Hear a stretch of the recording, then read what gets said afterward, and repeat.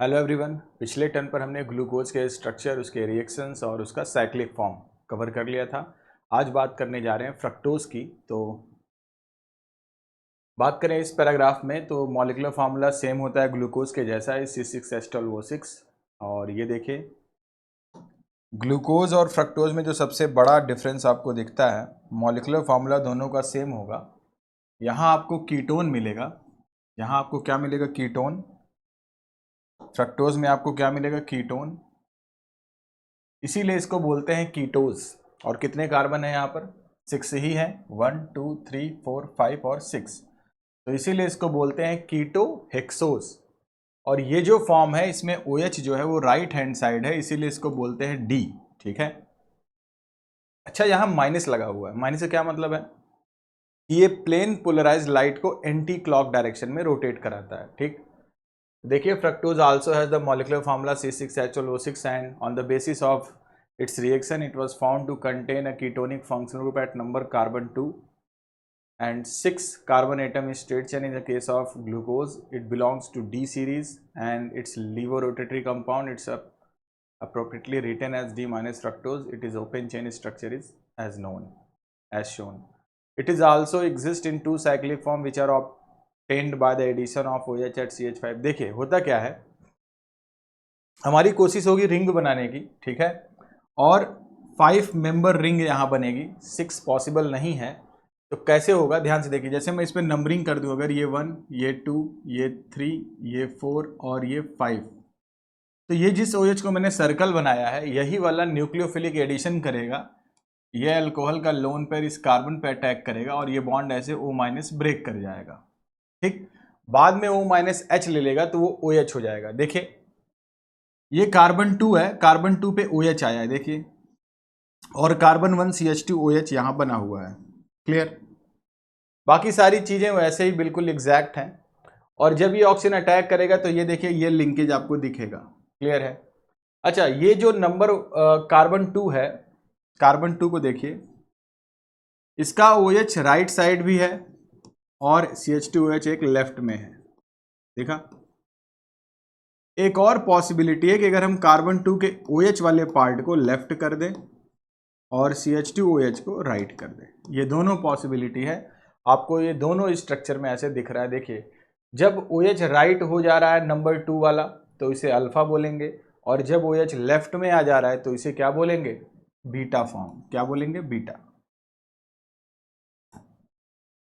इसके ring form की अगर हम बात करें, आपको मैंने पिछले इंफॉर्मेशन दी हुई है कि जब भी ओपन चेन में OH राइट होगा तो वो डाउन जाएगा और जब OH लेफ्ट होगा तो वो अप जाएगा। ये हमने कर लिया है। ठीक है। अगर मैं फ्रक्टोज के स्ट्रक्चर की बात करूं तो देखिए, CH2OH, C double bond O, number 3 वाला OH लेफ्ट होगा, बाकी सारे राइट होंगे।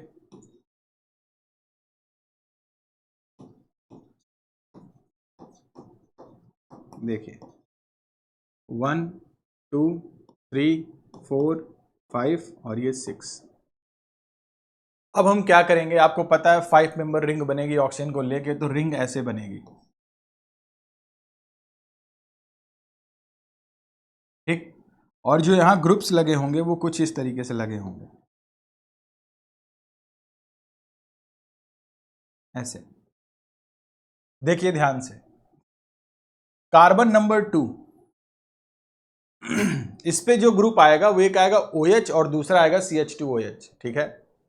और वो अपनी चॉइस है, हमें अल्फा बनाना है कि बीटा, वो अपनी चॉइस है। मान लो हमें अल्फा बनाना होगा। अगर हमें अल्फा बनाना हुआ तो हम OH को रखेंगे नीचे।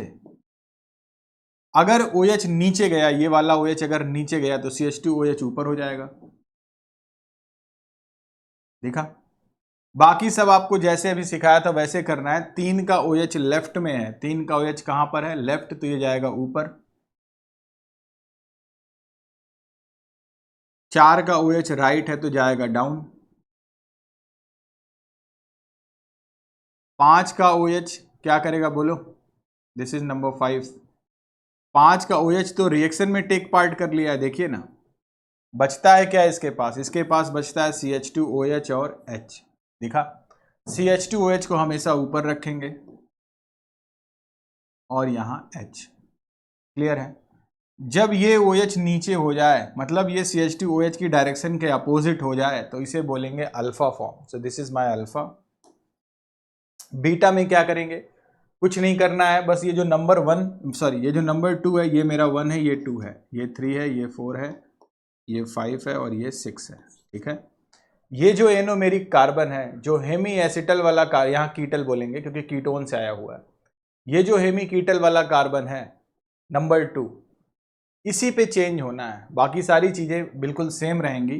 तो मैं यहाँ लिख देता हूं, आप देखिए दोनों को कंपेयर करा लीजिए। सिर्फ आपको जो डिफरेंस आ रहा है, देखिए यहाँ CH2H ऊपर है और यहाँ नीचे है, बाकी सारी चीजें सेम है। तो ये होता है बीटा और ये होता है अल्फा फॉर्म, और अल्फा और बीटा फॉर्म एक दूसरे के आइसोमर्स होते हैं, ये कहलाते हैं एनोमर्स, क्योंकि जो डिफरेंस आ रहा है वो एनोमेरिक कार्बन पे आ रहा है। ठीक है? अब अगर एनोमेरिक कार्बन मेरा हेमी एसिटल या हेमी कीटल बना हुआ है, देखिए ना ये बना हुआ है हेमी कीटल, ये भी, तो इसे बोलते हैं रिड्यूसिंग शुगर। क्या बोलेंगे? रिड्यूसिंग। तो ये कहानी है इसकी। नेक्स्ट पेज पे आते हैं। अब आते हैं डाइसैकेराइड पे, सॉरी डाइसैकेराइड पे।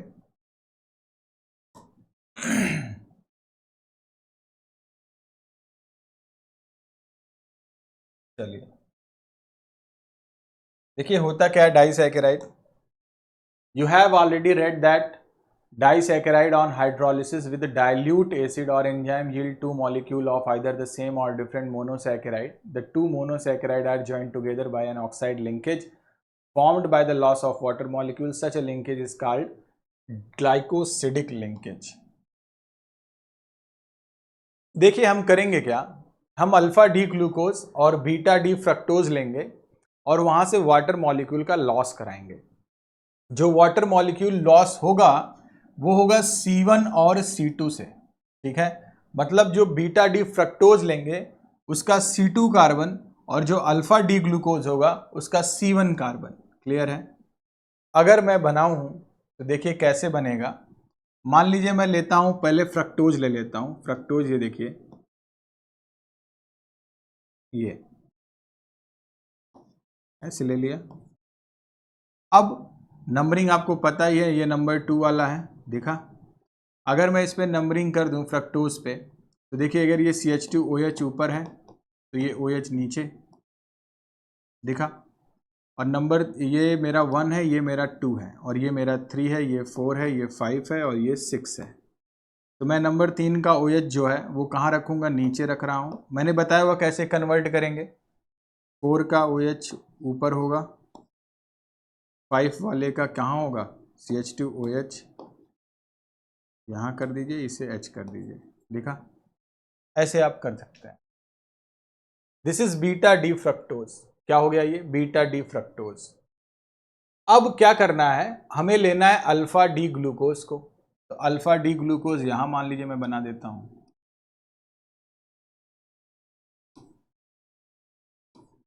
ऐसे।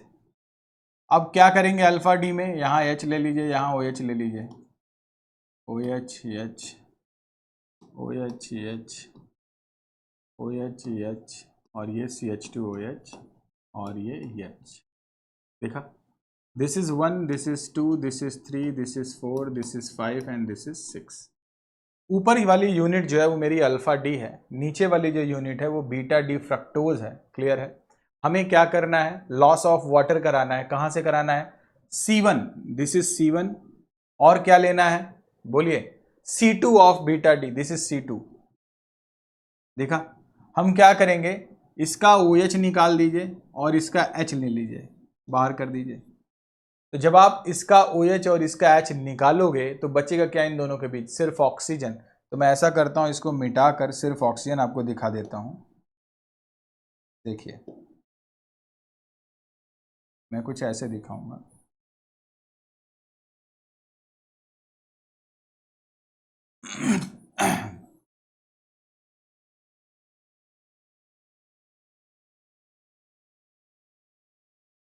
ऐसे, ये देखिए C1 और C2 के बीच का ग्लाइकोसिडिक बॉन्ड है, इसी को बोलते हैं ग्लाइकोसिडिक लिंकेज।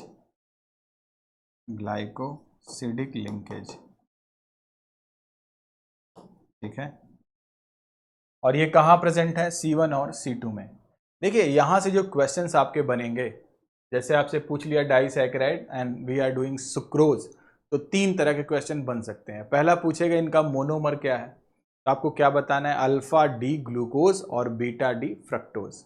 दूसरा क्वेश्चन बनेगा कि बताइए लिंकेज किसके बीच है, ग्लाइकोसिडिक बॉन्ड, तो हम बोलेंगे C1 of alpha D and C2 of beta D fructose, ठीक है। 2। तीसरा जो क्वेश्चन बनेगा वो ये बनेगा कि ये रिड्यूसिंग है कि नॉन रिड्यूसिंग, तो आप क्या करिए, इनका हेमी एसिटल कार्बन देखिए। अगर हेमी एसिटल कार्बन बचा हुआ होगा, हेमी या एनोमेरिक कार्बन मतलब हेमी एसिटल या हेमी कीटल जो भी, वो अगर बचा हुआ होगा तो हम बोलेंगे रिड्यूसिंग है। अगर वो डिस्ट्रॉय हो गया होगा तो नॉन रिड्यूसिंग। आइए देख लेते हैं। यहां देखिए इस कार्बन पे, अच्छा हेमी एसिटल या हेमी कीटल की कंडीशन क्या है?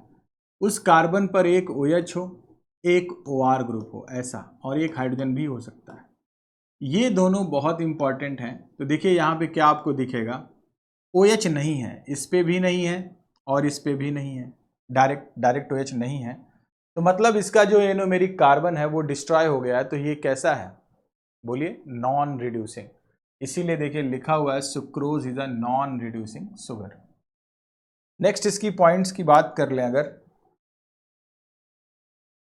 कह रहा है कि sucrose is a dextro but after hydrolysis give dextro rotatory glucose and laevo since the laevo of fructose -92.4 is more than dextro form so the net mixture is my laevo. देखिए यहां पर क्या हो रहा है कि जो निगेटिव वाला फॉर्म है वो ज्यादा डोमिनेट करता है, इसीलिए नेट आपका क्या मिलता है? मिक्सचर लीवो रोटेटरी मिलता है। Thus, hydrolysis of sucrose bring about a change of the sign rotation and this is called as invert sugar। तो एक और क्वेश्चन यहां से बन सकता है कि कौन सा सुगर इन्वर्ट है, तो आएगा सुक्रोज, ठीक है, क्योंकि सुक्रोज का जो लीवो फॉर्म है वो डोमिनेट करता है। क्लियर। नेक्स्ट आते हैं माल्टोज पे। देखिए माल्टोज से भी वही 3 क्वेश्चन बनेंगे, मोनोमर, ग्लाइकोसिडिक बॉन्ड और रिड्यूसिंग या नॉन रिड्यूसिंग। तो यहां कहानी बड़ी सिंपल हो गई। हम क्या लेंगे, 2 अल्फा डी ग्लूकोज यूनिट ले रहे हैं। 2 अल्फा डी ग्लूकोज, देखिए ये अल्फा डी है और ये भी अल्फा डी है। मान लीजिए कि अभी ये बॉन्ड नहीं है, इसको छोड़ दीजिए ऐसे, आप यहां लगा दीजिए OH और यहां भी लगा दीजिए ऐसे OH, ऐसे लगा दीजिए। तो 2 ये सिंपल यूनिट हो गई। अब हम करेंगे क्या, देखिए पढ़िए क्या लिखा हुआ है। Another disaccharide maltose is composed of 2 alpha D glucose unit and C1 of the 1 alpha D glucose and C4 of another। तो हम क्या करेंगे, C1 का एक लेंगे और C4 का दूसरा लेंगे और वाटर का रिमूवल करेंगे। तो देखिए OH से H निकाल दीजिए ऐसे, तो दोनों के बीच में ऑक्सीजन लिंकेज आ जाएगा। तो मैं यहां लिख देता हूं, ये देखिए ऑक्सीजन दिख गया। ये जो लिंकेज है इसे ही बोलेंगे क्या, glycosidic bond. This is called glycosidic bond, glycosidic bond. अच्छा दूसरी बात ये, क्या ये रिड्यूसिंग है या नॉन रिड्यूसिंग, तो वही कहानी है। आप क्या करिए, एनोमेरिक कार्बन को देखिए, क्या वो हेमी एसिटल या हेमी कीटल है। तो देखिए यहाँ वाला तो नहीं दिख रहा है, बट हाँ ये वाला जो C1 है, जो एनोमेरिक कार्बन है, यहाँ देखिए ये हेमी एसिटल फॉर्म में है। तो इसका मतलब क्या हुआ कि ये एक रिड्यूसिंग शुगर है, ठीक है। Maltose is a reducing sugar. तो 3 क्वेश्चन बनेंगे। मोनोमर्स, तो बोलेंगे दोनों unit alpha D, glycosidic bond C1 and C4 and it is a reducing sugar. Next आते हैं,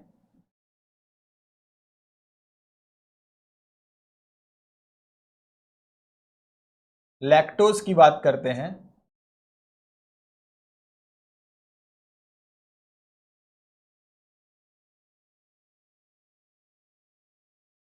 चलिए इसमें क्या लेंगे, beta D galactose and beta D glucose. क्या लेंगे, बीटा डी गैलेक्टोज और beta D glucose.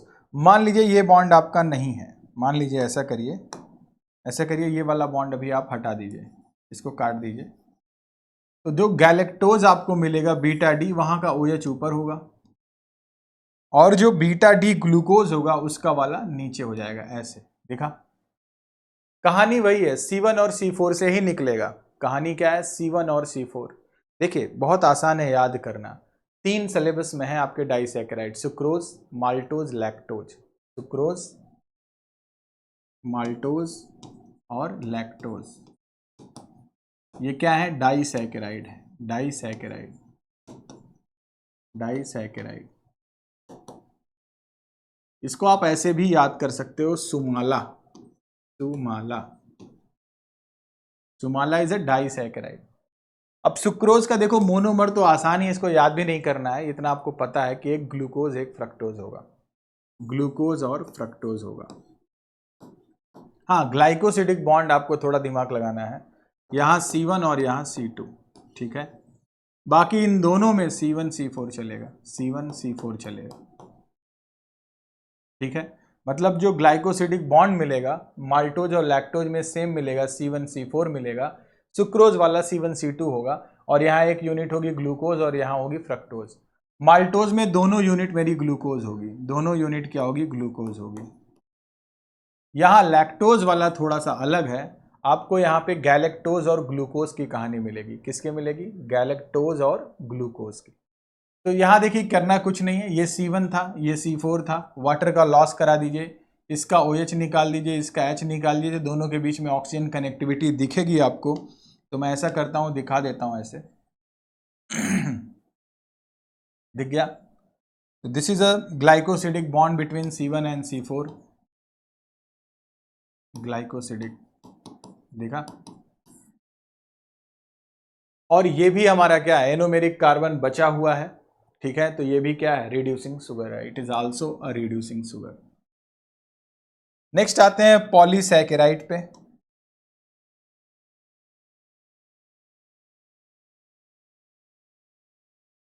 Polysaccharide contains a large number of monosaccharide units joined together by glycosidic bond. These are the most commonly encountered carbohydrate in nature. They mainly act as a food storage or structural material. पहला जो पढ़ रहे हैं वो starch पढ़ रहे हैं।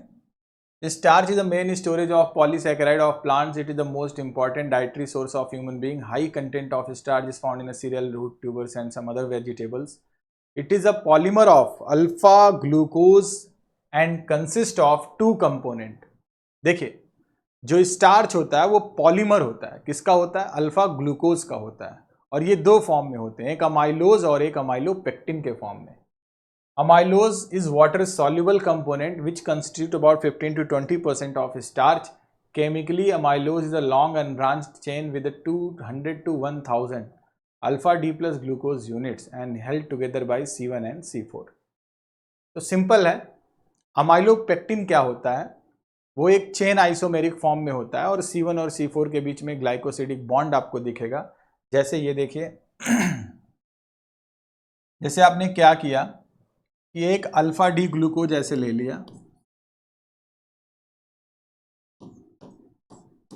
देखा? इसका ऑक्सीजन मान लीजिए ऐसे मैं दिखा देता हूं। दूसरा आपने ऐसे फिर ले लिया,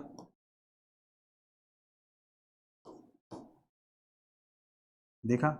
ऐसे मान लीजिए ये अल्फा डी है, ये भी अल्फा डी ग्लूकोज है, ये मेरा C1 है और ये C4 है। तो ऐसे ही इसका C4 दिखा, इसका C4 अगले वाले के C1 से ऐसे जुड़ा होगा बाई ग्लाइकोसिडिक लिंकेज। तो मतलब ये है कि ये एक लॉन्ग पॉलीमेरिक चेन बनाता है, ठीक है। और ये जो लिंकेज है C1 and C4, this is called alpha link. यहां भी देखिए C1 और C4 के बीच क्या हो रहा है? Alpha link. क्लियर है? तो इस वाले स्ट्रक्चर को बोलते हैं अमाइलोज। ये स्ट्रेट चेन होते हैं अल्फा डी ग्लूकोज मोनोमर्स के, और जो ग्लाइकोसिडिक बॉन्ड मिलता है वो मिलता है C1 एंड C4 के बीच में। नेक्स्ट आते हैं अमाइलोपेक्टिन पे। अमाइलोपेक्टिन में एक ब्रांचिंग आपको दिखती है, ठीक है। जैसे मान लीजिए कि C1 C4 के बीच कनेक्टिविटी हो गई, अब आपके पास एक और, मैं मान लीजिए ऐसे बना देता हूं,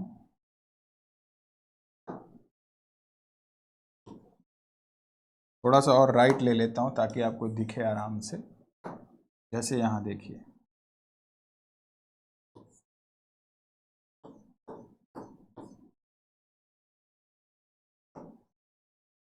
मान लीजिए किसी और से जुड़ा होगा, ऐसे जुड़ा होगा, मान लीजिए ये C1 है, ये C2 है, ये C3 है, ये C4 है, ये C5 है, और ये CH2 जो OH वाला था, दिस इज 6 कार्बन, देखा?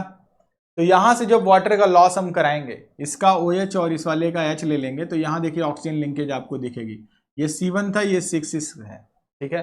तो जब आपको C1 और C6 के बीच में जो कनेक्टिविटी दिखती है, that is branched chain polymer, और इस वाले को बोलते हैं अमाइलोपेक्टिन। यहां पे आपको हो सकता है ज्यादा बेहतर दिखे, देखिए दिख रहा है, amylopectin unit which contains C4 glycosidic bond whereas a branching occurs at C1 and C6 glycosidic linkage। मतलब दो तरह की कनेक्टिविटी। देखिए अमाइलोज और अमाइलोपेक्टिन में बड़ा डिफरेंस ये है कि अमाइलोज क्या होता है, स्ट्रेट होगा, कोई ब्रांचिंग नहीं होगी, और जो ग्लाइकोसिडिक बॉन्ड होगा वो C1 C4 के बीच होगा।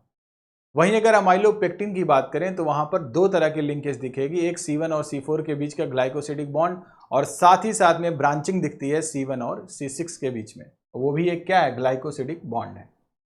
नेक्स्ट आते हैं सेल्यूलोज पे। सेल्यूलोज की बात करें अगर तो देखिए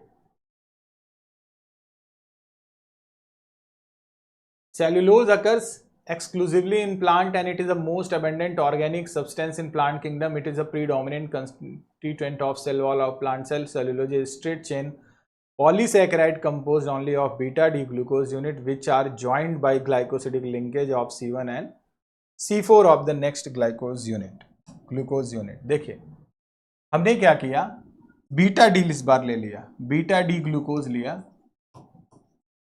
beta D glucose, sorry capital D यहां लिखना है, बीटा डी ग्लूकोज,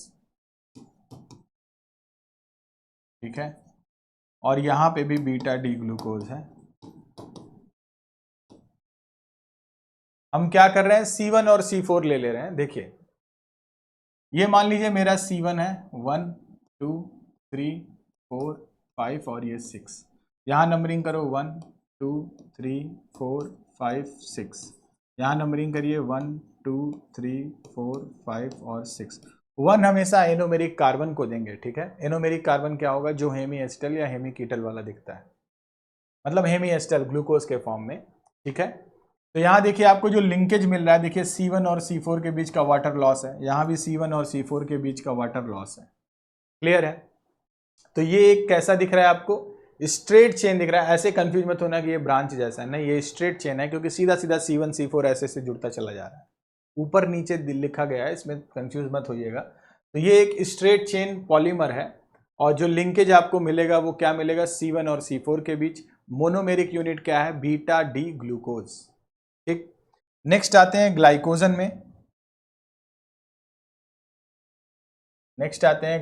में, तो यहां पे आपको सिर्फ और सिर्फ इंफॉर्मेशन दी गई है। The carbohydrate are stored in animal body as a glycogen, it is also known as animal starch because it structure is similar to amylopectin. तो ये आप क्या बोल सकते हो, अमाइलोपेक्टिन के जैसा स्ट्रक्चर दिखेगा, and is rather more highly branched and it is present on in liver, muscle and brain. When the body needs glucose, enzyme break the glycogen down to glucose. Glycogen is also found in yeast and fungi. फिर आपका importance दिया गया है carbohydrate का, इसे आप पढ़ लेंगे अपने आप से। नेक्स्ट आते हैं अमीनो एसिड पे। ऐसा करते हैं, अमीनो एसिड को मैं थोड़ा सा आज करा देता हूं, बाकी का नेक्स्ट टर्न पे करेंगे। चलिए पहले प्रोटीन देख लेते हैं क्या है। Protein are the most abundant biomolecule of the living system. Chief source of protein are milk, cheese, pulses, peanuts, fish and meet.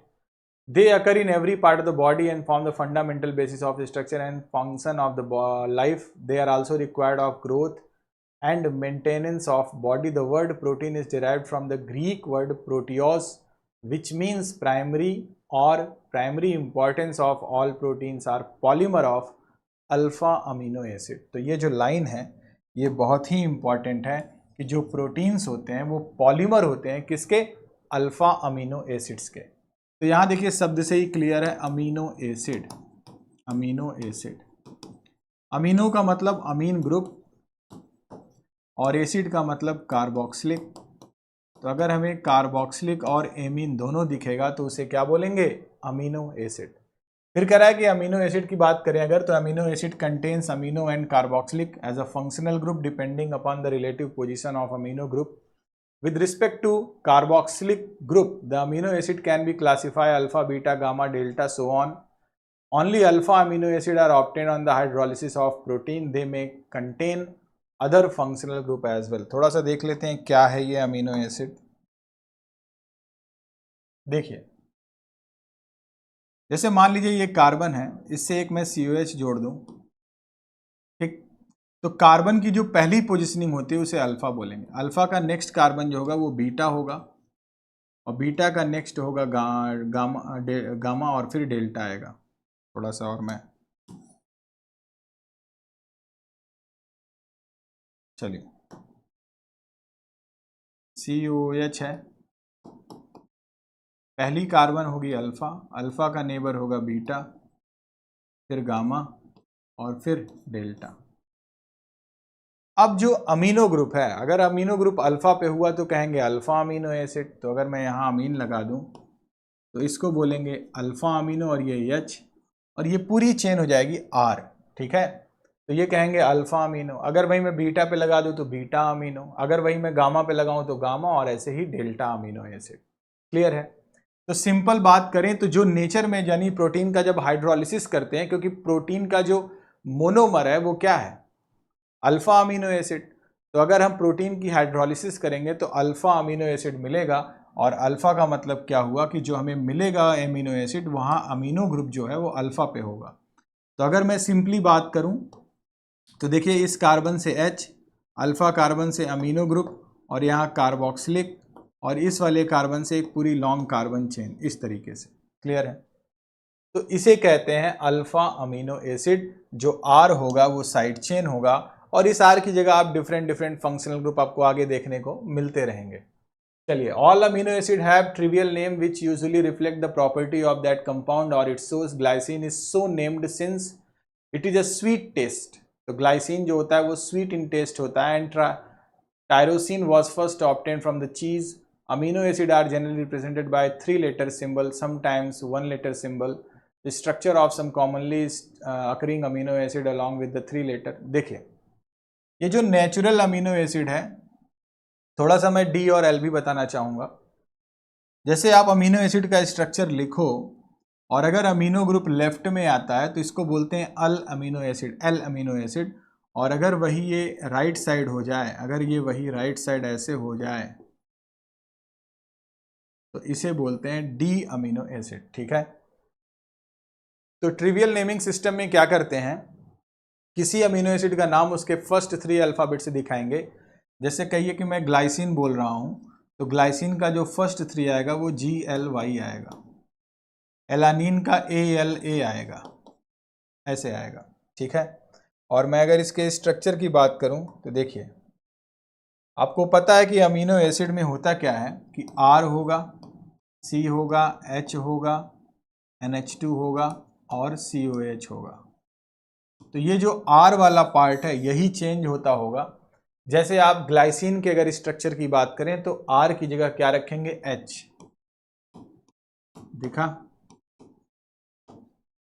तो दिस इज ग्लाइसिन. ऐसे ही अगर एलानीन करेंगे तो R की जगह क्या रखेंगे, मेथिल. दिखा. तो इसे हम बोलेंगे एलानिन. ऐसे ही वैलिन, ऐसे ही ल्यूसीन है, ऐसे स्ट्रक्चर आपका चलता जाएगा.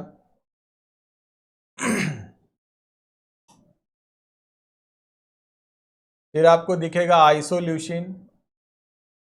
Isoleucine, arginine, lysine, glutamic acid, aspartic acid. देखिए, थोड़ा सा इसके वर्ड में आप कुछ समझ भी सकते हो आसानी से. देखिए, ग्लूटामिक इक आ रहा है यानी कार्बोक्सिलिक होगा, एस्पार्टिक इक आ रहा है यानी कार्बोक्सिलिक होगा. ऐसे ही थोड़ा बहुत आप को रिलेट कर सकते हो. नेक्स्ट आते हैं. देखिए, कहीं कहीं स्टार बने हुए हैं, तो मैं इसको समझा देता हूँ स्टार का क्या मतलब है. देखिए, जो स्टार लगे हुए हैं वो दिखाते हैं इसेंशियल अमीनो एसिड्स को. तो अब क्लासिफिकेशन की बात करते हैं. Amino acids are classified as acidic, basic and neutral depending on the relative number of amino and carboxylic group in their molecule. Equal number of amino and देखिए, जब भी कभी अमीन की संख्या कार्बोक्सिलिक के संख्या के बराबर होगा तो उसे बोलेंगे neutral amino acid. This is neutral.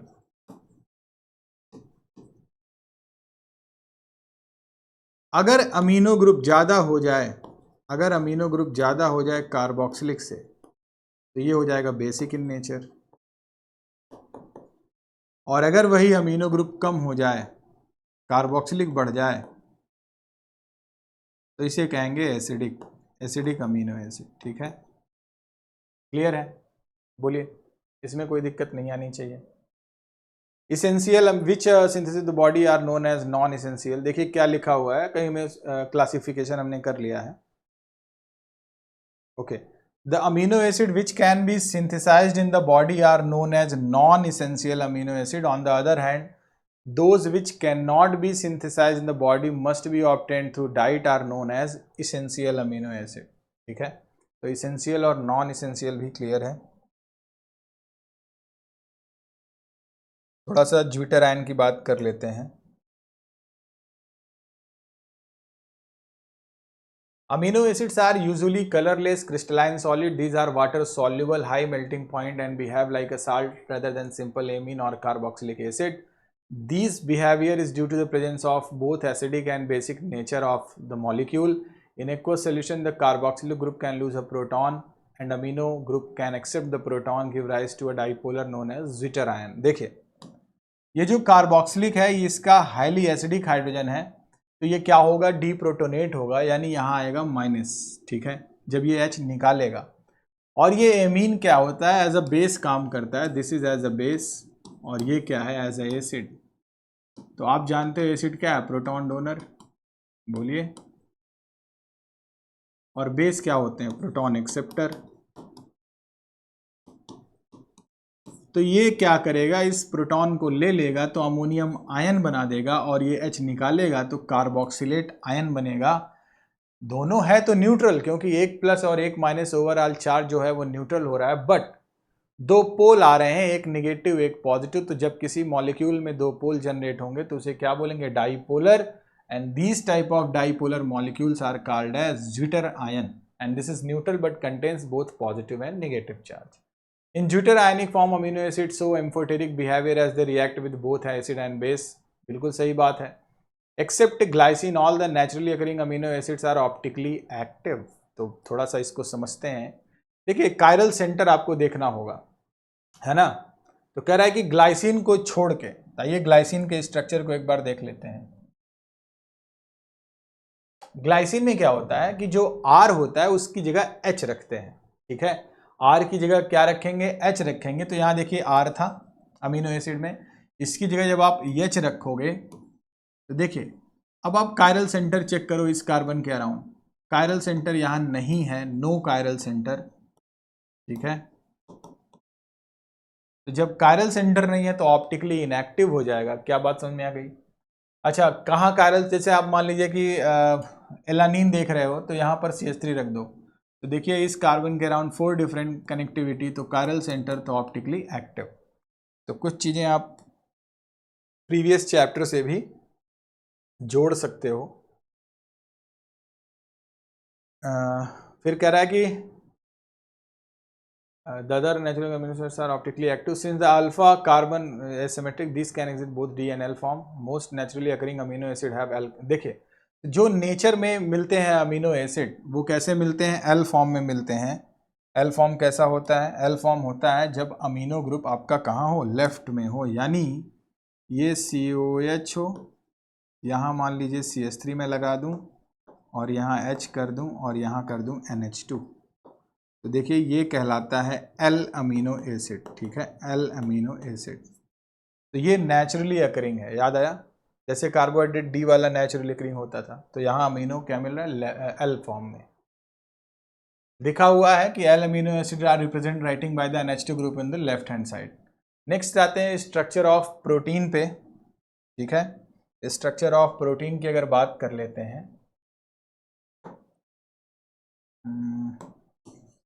देखिए बात करें अगर स्ट्रक्चर ऑफ प्रोटीन की, मान लीजिए हमने क्या किया, ग्लाइसिन और एलानिन को लिया हमने, ठीक है। तो ये देखिए दोनों आपके हाइड्रोजन दिख रहे हैं, तो क्या हुआ, ग्लाइसिन हुआ। एलानिन में आर की जगह मेथिल आ जाता है।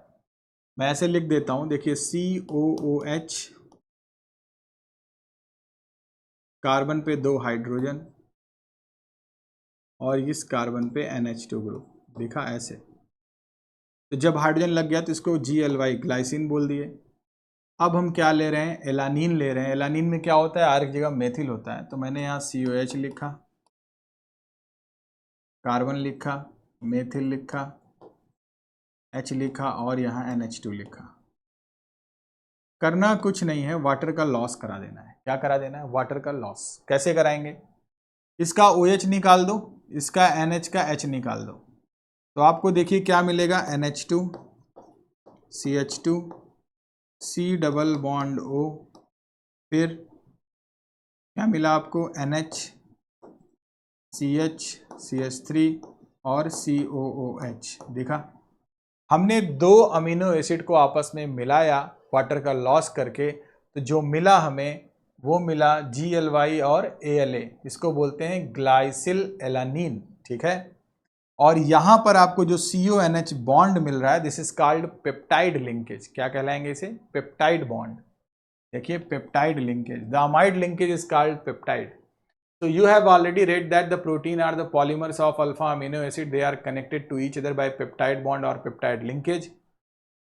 Chemically, peptide linkage is an amide formed between carboxylic and NH2 group. The reaction between two molecules of similar or different amino acid proceeds through the combination of amino group on one molecule and the carboxylic on another. This results in the emission of peptide. ठीक है, इतना clear है. When carboxylic group of glycine combine with the amino group of alanine, we get a dipeptide. देखिए जब आप 2 amino acid को मिला रहे हो तो बोलते हैं डाइपेप्टाइड, 3 को मिलाओगे तो ट्राइपेप्टाइड, 4 को मिलाओगे तो टेट्रा, ऐसे चलता जाएगा, ठीक है। टेट्रा, पेंटा और हेक्सा, यानी जितने अमीनो एसिड मिल के बनाएंगे उतने पेप्टाइड आप कहोगे। लेकिन अगर मैं तुमसे पूछूं कि कितने पेप्टाइड लिंकेज हैं, तो जैसे 2 अमीनो एसिड मिलता है तो 1 पेप्टाइड लिंकेज बनता है, ठीक है। बात समझ में आ रही है। तो अगर मैं आपसे पूछूं कि पेंटापेप्टाइड में कितने पेप्टाइड लिंकेज हैं, तो 4 बोलेंगे, एक कम करके, है ना। तो when the number of such amino acid is more than the 10 or the products are called polypeptide, and polypeptide with more than 100 amino acid residues having a molecular weight mass higher than the 10,000 U is called as a protein. However, the distinction between the polypeptide and a protein is not very sharp. Polypeptide with fewer amino acid are likely to be called protein if they have orderly as well as. Okay, protein can be classified into type of on the basis of fibrous. देखिए fibrous protein क्या होती है, when the polypeptide chain run parallel चलते हैं, जब ऐसे ऐसे ऐसे ऐसे ऐसे ऐसे and are held together by hydrogen and disulphide bonds, मतलब यहाँ पर सल्फर डाइसल्फाइड और ये हाइड्रोजन बॉन्डिंग ऐसे कनेक्टेड होते हैं, तो this is called fibrous protein. और ये हमारे बालों में ऐसे दिखते हैं आपको। देखिए keratin present in hair and myosin on the muscles, तो ये एग्जाम्पल है फाइब्रस प्रोटीन के। ग्लोबुलर प्रोटीन की बात हम नेक्स्ट टर्न पे करेंगे, और आई थिंक इसके बाद अब कुछ ज़्यादा बचा है नहीं, चेक कर लेते हैं। ग्लोबुलर के बाद है डीनेचुरेशन ऑफ प्रोटीन, फिर है आपका एंजाइम, एंजाइम के बाद विटामिन, एंड विटामिन के बाद न्यूक्लिक एसिड है, न्यूक्लिक एसिड के बाद डीएनए का स्ट्रक्चर है, and I think that's it, yes. तो ये काम लगभग अब ख़त्म होने वाला है। तो हम जो ऑर्गेनिक वाली जो बुक है उसके बिल्कुल करीब आ गए हैं ख़त्म करने पे। देखिए मैंने पिछले कुछ दिनों पहले एक कमेंट पढ़ा हुआ था, तो देखिए एनसीईआरटी जो सीरीज़ होती है, जैसे ये डिपेंड करता है कि आप किस पोजीशन पे हो। अगर आपका बेसिक्स क्लियर है तो आपको ये बुक पढ़ने में आसानी होगी, और बोर्ड के पॉइंट ऑफ व्यू से इससे अच्छा कुछ नहीं है। अगर मैं आपको नीट या जेई का अभी से पढ़ाऊँगा तो वो आपके बोर्ड में उतना इम्पैक्ट नहीं करेगा, तो इसीलिए मैं पहले एनसीईआरटी सीरीज उठा रहा हूँ। एक बार ये हो जाएगा तो फिर मैं नीट का चैप्टर वाइज डिस्कशन कराऊंगा, जैसे प्रॉपर चलता है, जैसे GOC, basic organic, isomerism, naming, है ना, रिएक्शन मैकेनिज्म, तो वो पूरी डिटेल्ड क्लास होगी। अभी मेरा ये उद्देश्य है कि मैं आपको सिर्फ एनसीईआरटी पे काम करूं। तो एक बार जब ये बुक ओवर हो जाएगी तो मैं इसके क्वेश्चंस कराऊंगा, और जुड़े रहिए, आपको हर चीज़ मिलने वाली है। हम नीट पे भी काम करेंगे, बट पहले ये बोर्ड का हो जाए, उसके बाद बीच में हम नहीं कर सकते इसको रोक के, ठीक है। तो उसके लिए आप परेशान मत होइए, बस जुड़े रहिए। एक बार ये हो जाएगा, जब आपकी सारी चीज़ें क्लियर हो जाएंगी, तो जब आप एनसीईआरटी फिर से पढ़ोगे तो आपको हर एक चीज़ बहुत क्लियर हो जाएगी। और जो मैकेनिज्म आपको यहाँ दिख रही है उसे मैंने एक्सप्लेन किया हुआ है। बोर्ड से बाहर की मैकेनिज्म मैं यहाँ डिस्कस नहीं कर सकता हूँ, क्योंकि वो आपके काम की नहीं है। बाकी जो जो आपको मैकेनिज्म मिली है, जैसे एल्डोल है, जो जो भी आपको दिखेगी, रीमल्टीमैन की नहीं है, सिर्फ थोड़ी बहुत पॉइंट्स हैं, उसको मैंने करा दिया है, ठीक। डिहाइड्रेशन ऑफ एल्कोहल है, उसको बताया हुआ है डिटेल में। तो जो भी रिएक्शंस मैकेनिज्म आपकी एनसीईआरटी में है उसे मैंने करा दिया है, जो नहीं है उसको छोड़ा हुआ है। लेकिन जब नीट का सिलेबस करेंगे तो हर एक चीज़ को एक्सप्लेन किया जाएगा, और इससे ज़्यादा भी करेंगे। So thank you so much for watching this.